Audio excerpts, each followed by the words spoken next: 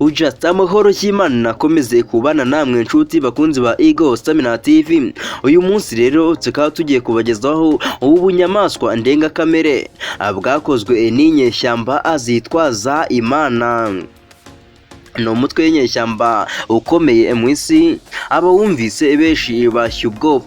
Wanditse amateka mu bwicanye, gufata ku ngufu no gushimutsa abasivili babarirwa mu bihumbi muri Repubulika ya Demokarasi ya Congo. LRA Lord Resistance Army ni umutwe wagenderaga ku mategeko 10 yo muri Bibiliya, wari ufite intego yo guhirika ubutegetsi bwa perezida wa Uganda Yoweri Kaguta Museveni wayoborwaga na Joseph Kony waruriye irengero mu gihe yashakishwaga n'ubutabera. Abenshi mu bagize uwo mutwe bakomoka mu majyaruguru ya Uganda mu duce twaguru Kitugumu na Pader. Uwinjiraga muri uyu mutwe yizezwaga kuzamurwa mu ntera agahabwa amapeti, ariko uwabyangaga yajyanwagamo ku ngufu ku gahato.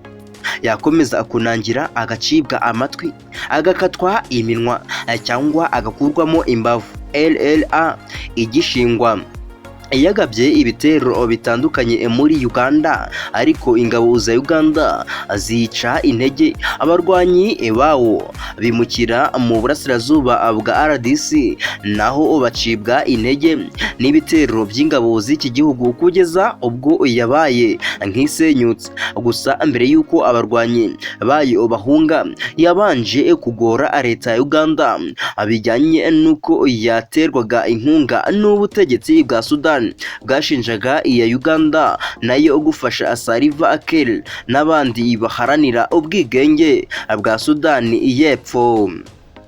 Mu mwaka w'1996 uyu mutwe washimuse abana b'abakobwa bari bavuye ku ishuri, maze ubinjiza mu mashyamba. Bamwe bagirwa abagore, abandi bagerageje kwihagararaho baricwa. Hari n'ababashije gutoroka barahunga. Muri 2005 Joseph Kony hamwe n'abasirikare bakuru bari bagize uyu mutwe bashyizwe ku rutonde rw'abantu bashakishwa n'ubutabera mpuzamahanga kubera ibyaha by'intambara. Umuryango w'abibumbye uvuga ko muri 2008 abantu barenga 2400 bishwe na LRA. Leta Zunze Ubumwe za Amerika zemeza ko bagera ku 3400.